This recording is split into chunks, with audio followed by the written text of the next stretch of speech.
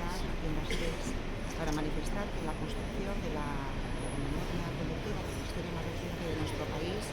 desgraciadamente aún continúa ausente todo lo referente a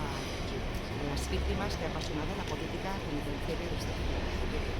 Durante más de 3 décadas, en la excepcionalidad penitenciaria se ha cobrado la vida de 35 personas presas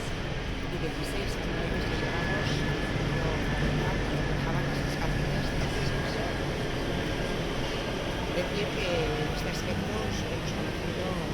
nos hemos vivido personas, pero esperemos que se den pasos en el reconocimiento y reparación de todas, absolutamente todas las víctimas por complicaciones de derechos humanos que recoge la Ley 12/2016.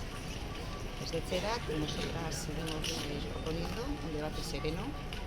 en torno a una memoria inclusiva en la que todos y todas nos podamos ver reflejadas. Este debate es